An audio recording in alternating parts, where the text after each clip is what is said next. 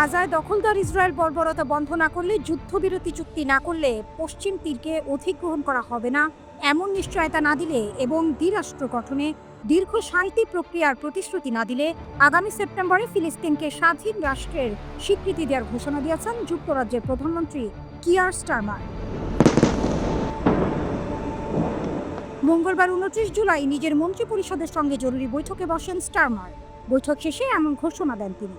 এর আগে গত সপ্তাহে ফ্রান্স জানিয়েছিল সেপ্টেম্বরে জাতিসংঘের সাধারণ পরিষদে ফিলিস্তিনকে আনুষ্ঠানিক স্বীকৃতি দিবে তারা।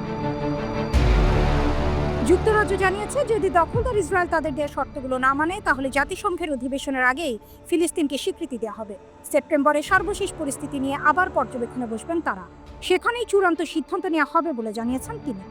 ব্রিটিশ প্রধানমন্ত্রী বলেছেন ফিলিস্তিনি সশস্ত্র গোষ্ঠী হামাসকে তারা ইসরায়েলের সঙ্গে মেলাচ্ছেন না এবং তাদের মধ্যে কোনো তুলনা হয় না। তিনি হামাসের প্রতি ইসরায়েলি জিম্মিদের মুক্তি ও যুদ্ধবিরতির চুক্তি করার আহ্বান জানান। এছাড়া যুদ্ধ শেষে হামাস গাজায় সরকার পরিচালনায় কোনো দায়িত্বে থাকতে পারবে না বলেও মন্তব্য করেন তিনি। কিয়ার স্টারমার স্পষ্ট জানিয়ে দিয়েছেন তাদের লক্ষ্য হলো স্বাধীন ফিলিস্তিনের পাশে একটি নিরাপদ ইসরায়েল রাষ্ট্র নিশ্চিত করা।